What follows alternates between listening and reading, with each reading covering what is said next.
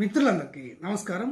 Telangana SC corporation వాళ్ళు రాష్ట్రంలోని నిరుద్యోగ ఎస్సీ యువకులకు సబ్సిడీ పైన ఈవీ స్కూటర్లను మరియు ఈవీ ఆటోలను, పాడి గేదెలను ఇవ్వడానికి దరఖాస్తులను స్వీకరించడం అనేది జరిగింది.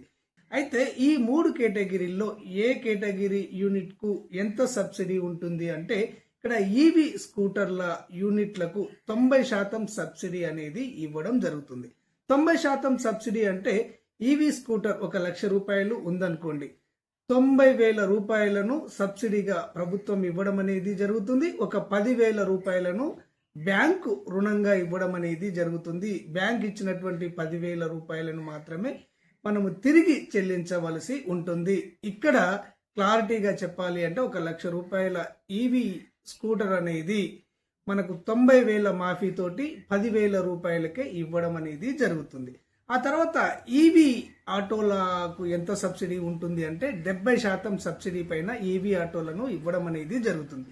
ఈ ఈవీ ఆటో కాస్ట్ ఎంత అవుతుంది అంటే 3 లక్షల రూపాయలు అవుతుంది. 3 లక్షల రూపాయలకు 70% సబ్సిడీ అంటే 1,00,000 రూపాయలకు 70,000 మాఫీ ఉంటుంది.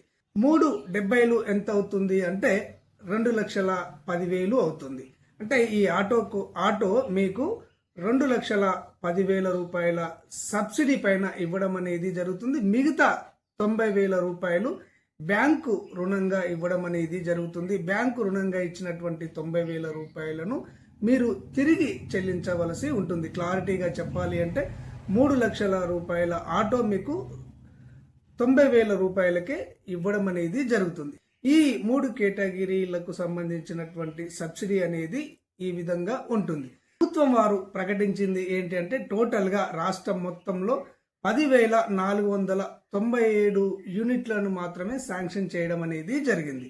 అంటే 10,497 మందికి ఈ ఈవీ స్కూటర్లను, ఈవీ ఆటోలను, పాడి గేదెలను ఇవ్వడం అనేది జరుగుతుంది అని ప్రభుత్వం తెలియజేసింది. అయితే ఈ 10,497 యూనిట్లకు గాను దరఖాస్తులు ఎన్ని వచ్చాయి అంటే 80,087 మంది దరఖాస్తులు చేసుకోవడం అనేది జరిగింది. చాలా ఎక్కువ మంది దరఖాస్తులు చేసుకోవడం అనేది జరిగింది.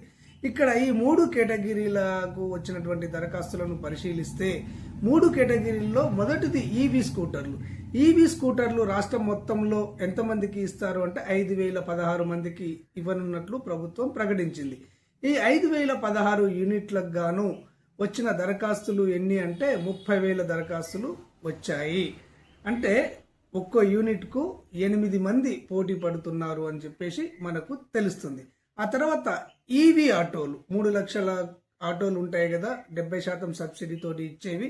ఈ ఈవీ ఆటోల యూనిట్స్ ఎన్ని ఉన్నాయి అంటే రాష్ట్రం మొత్తంలో 2,500 మందికి ఇవ్వనున్నట్లు ప్రకటించడం అనేది జరిగింది ప్రభుత్వం. ఈ 2,500 యూనిట్స్ గాను అప్లికేషన్లు ఎన్ని వచ్చాయి అంటే 35,000 మంది అప్లై చేసుకున్నారు. దీనికి కూడా కాంపిటీషన్ చాలా ఉంది. ఇక తర్వాత పాడి గేదెలకు సంబంధించి 70% సబ్సిడీ పైన ఇస్తారని చెప్పాం కదా, వాటికి కూడా 35,000 దరఖాస్తులు రావడం అనేది జరిగింది. ఈ విధంగా టోటల్గా 10,497 యూనిట్లకు గాను 80,000కు పైగా దరఖాస్తులు రావడం అనేది జరిగింది. ఈ దరఖాస్తులను అన్నిటిని కూడా మండల లెవెల్లో ఒక కమిటీ ఉంటుంది. ఎంపీడీఓ ఆధ్వర్యంలో ఒక కమిటీ ఉంటుంది. ఆ కమిటీ పూర్తిగా ఈ అప్లికేషన్లన్నిటిని కూడా పరిశీలించి ఎవరైతే అర్హులు ఉంటారో ఆ అర్హుల లిస్టును జిల్లా కలెక్టర్ కార్యాలయానికి పంపించడం అనేది జరుగుతుంది. జిల్లా కలెక్టర్ గారి ఆధ్వర్యంలో ఒక కమిటీ అనేది కూడా ఉంటుంది. అక్కడ ఆ కమిటీ కూడా కింది స్థాయి నుంచి వచ్చినటువంటి సెలక్షన్ లిస్టును వారు కూడా మరొకసారి క్షుణ్ణంగా పరిశీలించి అందులో నుంచి అభ్యర్థులను సెలెక్ట్ చేసి ఎస్సీ కార్పొరేషన్ రాష్ట్ర స్థాయి ఉన్నతాధికారులకు ఫార్వర్డ్ చేయడం అనేది జరుగుతుంది. ఈ విధంగా సెలక్షన్ పూర్తయిన తర్వాత జూన్ 2వ తేదీన తెలంగాణ ఆవిర్భావం దినోత్సవం సందర్భంగా ఎవరైతే ఎంపిక అవుతారో ఆ ఎంపిక అయినటువంటి వారికి మంజూరీ పత్రాలను అందజేయాలని ప్రభుత్వం నిర్ణయించడం జరిగింది అని చెప్పేసి ఎస్సీ కార్పొరేషన్కు సంబంధించినటువంటి ఉన్నతాధికారులు తెలియజేయడం అనేది జరుగుతుంది. ధన్యవాదాలు.